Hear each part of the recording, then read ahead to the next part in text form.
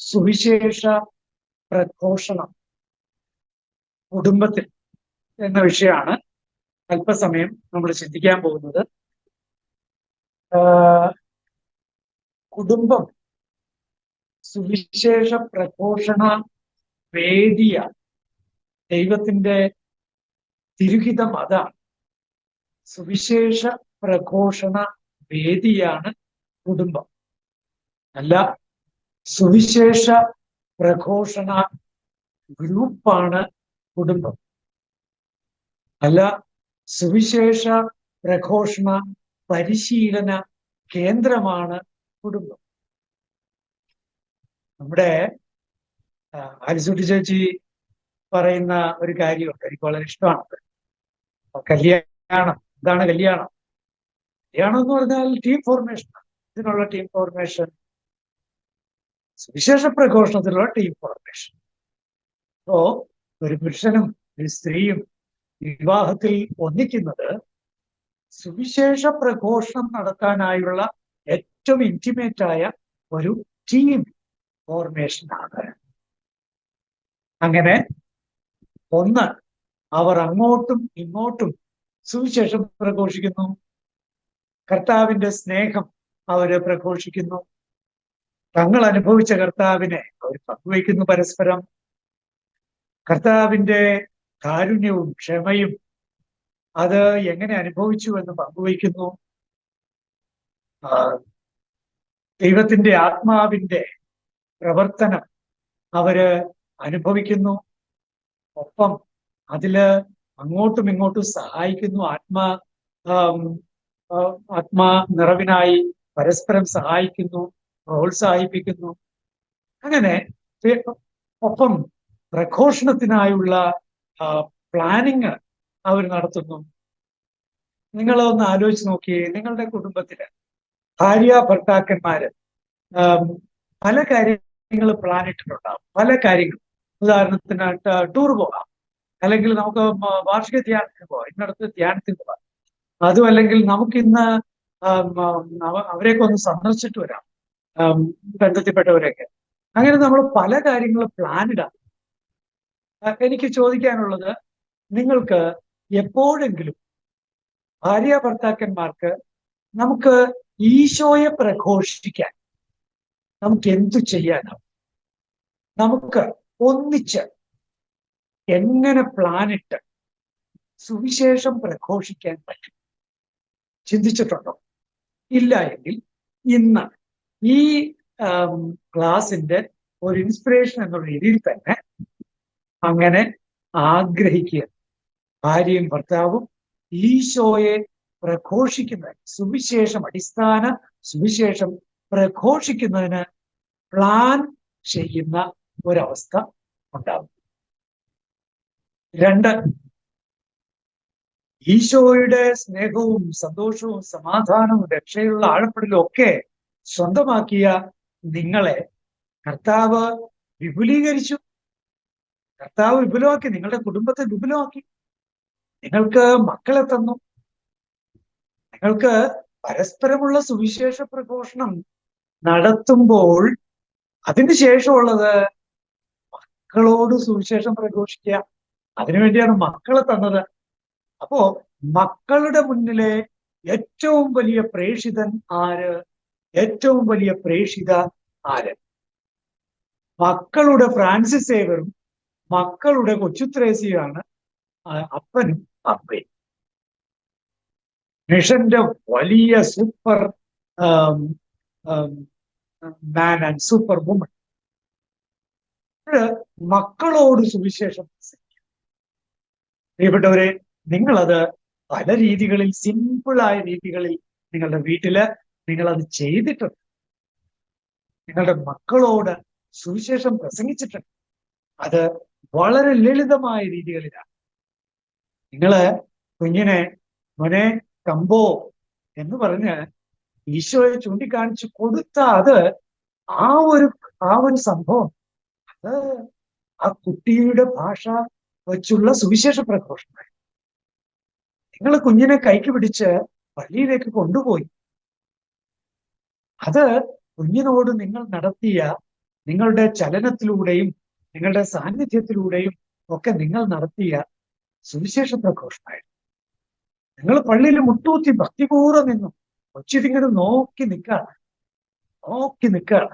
കാരണം കൊച്ചിന്റെ പ്രേക്ഷിത എന്താണ് ചെയ്യുന്നത്?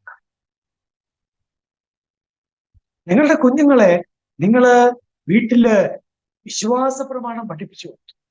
സ്വർഗസ്ഥനായ ഞങ്ങളുടെ പിതാവ് പഠിപ്പിച്ചു കൊടുത്തു എന്ന് പറഞ്ഞവരെയും പഠിപ്പിച്ചു കൊടുത്തു. അങ്ങനെ കുഞ്ഞിനെ നിങ്ങൾ കർത്താവിലേക്ക് വളർത്തുകയായിരുന്നു.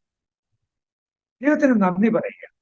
നിങ്ങളിലൂടെ കുഞ്ഞുങ്ങളുടെ ജീവിതത്തിൽ നടന്നിട്ടുള്ള സുവിശേഷ പ്രഘോഷണങ്ങളെ ഓർത്ത് ദൈവത്തിന് ഈ രാത്രിയിൽ നന്ദി പറയും. കുഞ്ഞിനോടുള്ള നിങ്ങളുടെ സുവിശേഷ പ്രഘോഷണത്തിന് ഫലമുണ്ടായി. നന്ദി പറയാം. ഒരുപക്ഷെ ചിലപ്പോഴെങ്കിലും നിങ്ങൾക്ക് വലിയ സങ്കടം വരും. ദൂരം പറഞ്ഞു കൊടുത്തതാണ്, ദൂരം ഞാൻ അതുപോലെ തന്നെ മോഡലായിട്ടൊക്കെ ജീവിച്ചതാണ്, റോൾ മോഡലായിട്ടൊക്കെ ജീവിച്ചതാണ്. പക്ഷെ കൊച്ചിനിപ്പോ ശ്രദ്ധയൊന്നുമില്ല, കൊച്ചിന് താല്പര്യം, പള്ളിയിൽ പോകാനൊക്കെ മടിയാണ്, പ്രാർത്ഥിക്കാനൊക്കെ മടിയാണ്. പ്രിയപ്പെട്ടവരെ, അങ്ങനെ ഒന്നും ചിന്തിക്കേണ്ട കാര്യമില്ല. നിങ്ങൾ തുടങ്ങിവെച്ച ആ പ്രഘോഷണം തുടരുക.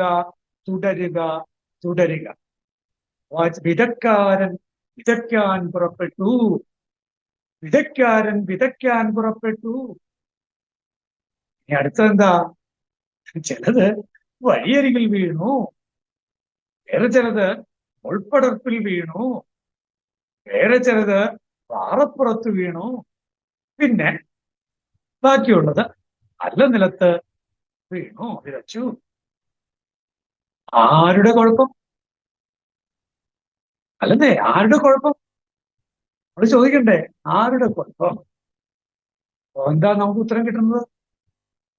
നമ്മുടെ കയ്യിലാണ് ആ വിത്ത് തന്നതെങ്കിൽ നമ്മൾ കൃത്യം കൊണ്ടുപോയി ആ നല്ല നിലത്ത് മാത്രം വിതച്ചേനെ, അല്ലേ? അങ്ങനെയല്ലേ നമുക്ക് ചിന്ത വരുന്നേ?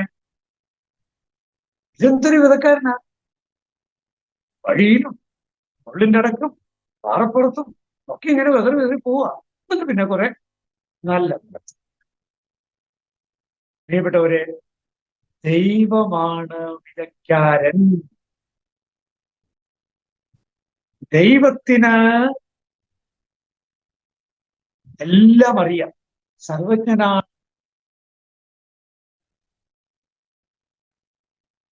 ദൈവത്തിന് വഴിയരികിലും വിശ്വാസമുണ്ട്.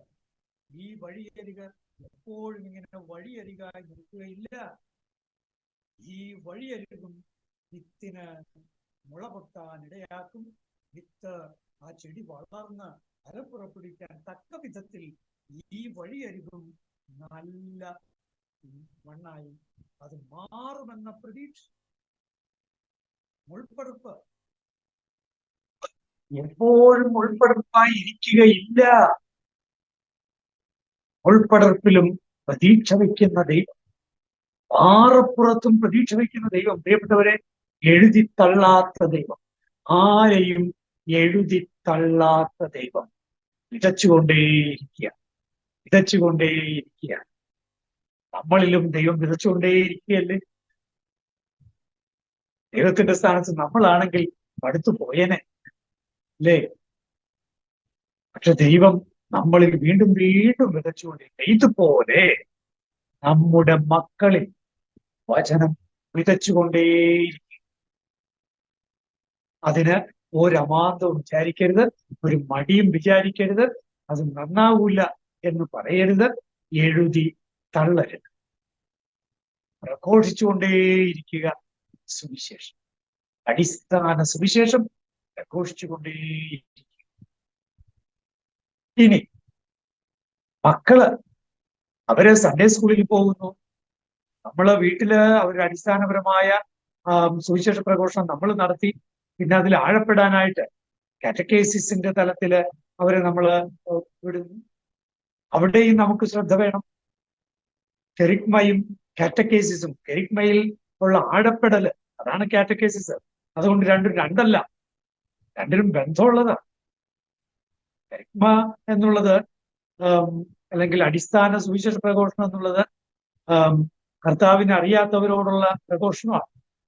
പക്ഷേ കർത്താവിനെ അറിയാത്തവരോടുള്ള പ്രഘോഷണം പിന്നീട് എങ്ങനെയാ നീളേണ്ടത്? അത് പിന്നെ ആഴപ്പെടലായിട്ടാണ് മുന്നോട്ട് പോകുന്നത്, കാറ്റക്കേസിസ് ആയിട്ടാണ് മുന്നോട്ട് പോകുന്നത്.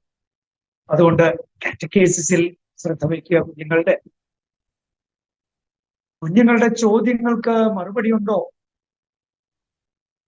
അത് വളരെ പ്രധാനപ്പെട്ടതാണ്. കുഞ്ഞുങ്ങളോടൊപ്പം വിശ്വാസ കാര്യങ്ങൾ നമ്മളും പഠിക്കണം.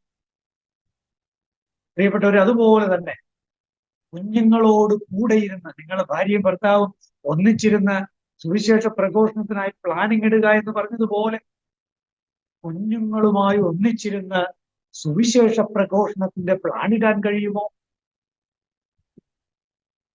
നാളെ ക്ലാസ്സിൽ ചെല്ലുമ്പോ നീ ഈശോയെ എങ്ങനെ പ്രഘോഷിക്കും?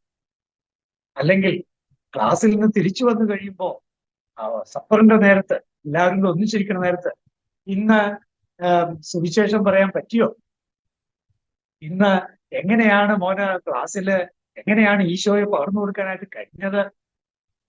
പ്രിയപ്പെട്ടവരെ, അങ്ങനെ വീട്ടിൽ പ്രേഷിതര് വളരുന്ന ഒരവസ്ഥ, കുഞ്ഞുങ്ങൾ മാത്രമല്ല അവരോടൊപ്പം അപ്പനും അമ്മയും എല്ലാവരും ചേർന്ന് പ്രേഷിതരായി വളരുന്ന അവസ്ഥ. ഹൃദയം കൊണ്ട് വിശ്വസിക്കുന്നവൻ നീതിവത്കരിക്കപ്പെടുന്നു, അധരം കൊണ്ട് ഏറ്റുപറയുന്നവനോ രക്ഷിക്കപ്പെടുന്നു. യേശുക്രിസ്തുവിൽ ഹൃദയം കൊണ്ട് വിശ്വസിക്കുന്ന നമ്മൾ അധരം കൊണ്ട് അവിടുത്തെ പ്രഘോഷിക്കാൻ തയ്യാറാകുമ്പോഴാണ് രക്ഷയുടെ അനുഭവത്തിലേക്ക് വരുന്നത്. പ്രിയപ്പെട്ടവരെ, രക്ഷയുടെ അനുഭവം പ്രഘോഷണത്തിലാണ് അടങ്ങിയിരിക്കുന്നതെന്ന് മറക്കരുത്. കാരണം എന്താന്ന് വെച്ചാൽ അത് ഒരു ഏറ്റുപറച്ചിലിന്റെ തലമാണ്, അതൊരു സാക്ഷ്യം പറച്ചിലിന്റെ തലമാണ്. രക്ഷ അനുഭവിക്കുന്നവന് ഈ സാക്ഷ്യം പറച്ചിൽ നടത്താതെ വയ്യ. അതാണ് അതിന്റെ പോയിന്റ്. അതുകൊണ്ട് അത്തരം കൊണ്ട് ഏറ്റുപറയുന്നവൻ രക്ഷിക്കപ്പെടുന്നു, രക്ഷപ്പെടുന്നു. ഒന്ന് ആലോചിച്ച് നോക്കിയേ, മക്കളും മാതാപിതാക്കളും സുവിശേഷ പ്രഘോഷണത്തിനായി പുതിയ പുതിയ രീതികൾ കണ്ടെത്തുന്നു. പുതിയ പുതിയ രീതികൾ. അതെങ്ങനെയാ? ഓരോരുത്തരുടെയും ടാലന്റുകള് എങ്ങനെ ഏതെല്ലാം രീതികൾ ഉപയോഗിക്കാം. നിങ്ങളൊന്ന് ആലോചിച്ച് നോക്കിയേ, ഷിജിന്റെ കുടുംബം. ഷിജിന്റെ കുടുംബത്തില് മക്കള് 6 പിള്ളേരാണ്, അല്ലേ? ആ പാട്ട് നിങ്ങൾ കേട്ടില്ലേ? 6 എന്താണ്, 6 ആണോ 7 ആണോ? ഞാൻ ദിവസം മറന്നു. അവരൊരു പാട്ട്, ഒരു ഒന്നിച്ച് സുന്ദരം പാട്ടാണ്, കുട്ടികളെല്ലാം ചേർന്ന് പിന്നെ സുന്ദരം പാട്ടാണ്. ക്രിസ്മസിനൊക്കെ അവരുടെ ആൽബം പുറത്താണ്. വളരെ സന്തോഷമുള്ള കാര്യമാണ്. നോക്കൂ, കാരിസംസ്, ഓരോരുത്തർക്കുള്ള കഴിവുകളെ എങ്ങനെ കർത്തൃപ്രഘോഷണത്തിനായി വിനിയോഗിക്കാം. അതുപോലെ തന്നെ ഫ്രാൻസിസിന്റെ കുടുംബം നോക്കൂ, കുടുംബത്തിന്റെ സുവിശേഷ പ്രഘോഷണ തീക്ഷ്ണത. ഇങ്ങനെ കുടുംബം സുവിശേഷ, എനിക്ക് സന്തോഷമുള്ളത് ഈ ഗ്രൂപ്പില് സന്തോഷമുള്ളൊരു കാര്യം, ഇവിടെ ഇങ്ങനെയുള്ള കാര്യങ്ങൾ പ്ലാൻ ചെയ്യുമ്പോ ഇവിടെ പലപ്പോഴും ഞാൻ കാണുന്ന കാര്യം, ആ കുടുംബത്തിലെ എല്ലാവരും തന്നെ ഏതെങ്കിലും രീതിയിൽ ഇൻവോൾവ് ആണ്. വീട്ടിലെ കൊച്ച് ആങ്കർ ചെയ്യുന്നു, അല്ലെങ്കിൽ അമ്മയും മോളും കൂടി പാട്ട് പാടുന്നു. ഒക്കെ വളരെ സന്തോഷം നൽകുന്ന കാര്യമാണ്. സുവിശേഷ പ്രഘോഷണത്തിനുള്ള ഏതവസരം, അത് എത്ര കൊച്ചവസരമായാലും ഉള്ള എത്ര വലിയ അവസരം വിനിയോഗിക്കുക.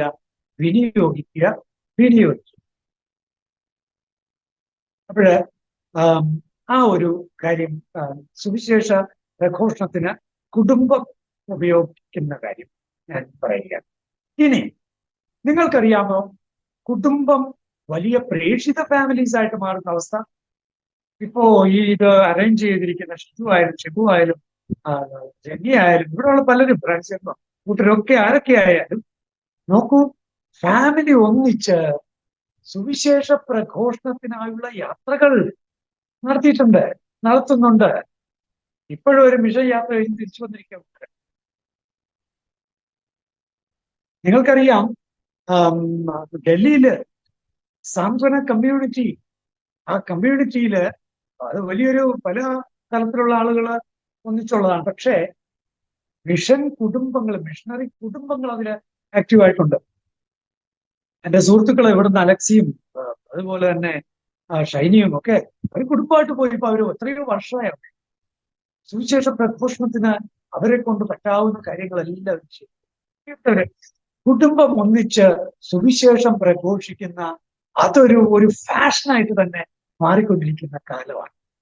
അപ്പോ എന്നെ ശ്രവിക്കുന്ന നിങ്ങൾ, ഈ ഷൂവില് പങ്കെടുത്തുകൊണ്ടിരിക്കുന്ന നിങ്ങൾ, ഈ ഒരു കാര്യത്തിൽ എന്റെ കുടുംബം ഒരു പ്രേക്ഷിത കുടുംബമായി വളരാൻ എന്ത് ചെയ്യും, എങ്ങനെ അത്തരത്തിലുള്ള ഒരു ഫോക്കസ് ഞങ്ങൾക്കുണ്ടാകും എന്ന് ഗൗരവമായിട്ട് ഒന്നിച്ചു കൂടി ചിന്തിച്ച്, ചിലരുണ്ട് പല പല രീതികളാണ്.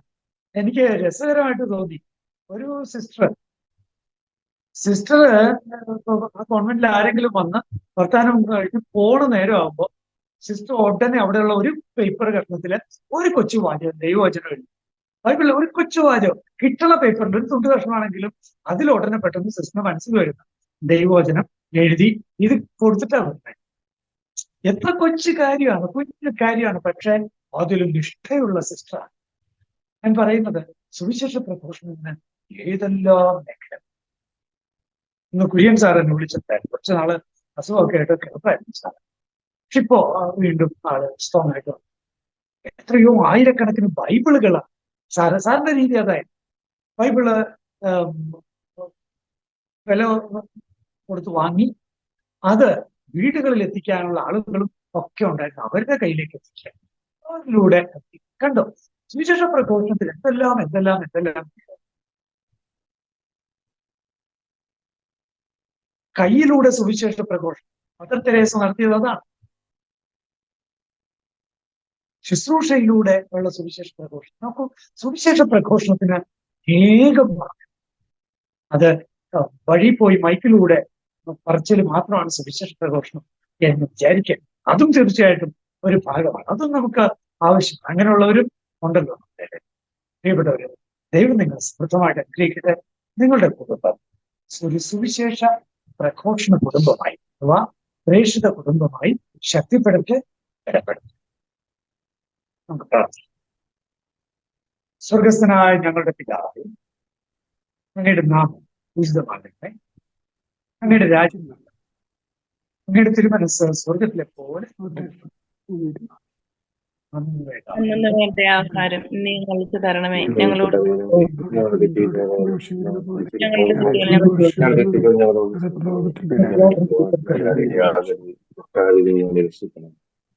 ബോധജ്ഞാനത്തിന്റെ സിംഹാസനമേ കർത്താവ് നിങ്ങളോടുകൂടെ അങ്ങയോട് സർവശക്തനായ ദൈവം പിതാവും പുത്രൻ പരിശുദ്ധാത്മാവും നിങ്ങളെ സമൃദ്ധമായി അനുഗ്രഹിക്കുമാറാകട്ടെ. ആമേൻ. ഈശോമിശിഹായ്ക്ക് സ്തുതിയായിരിക്കട്ടെ.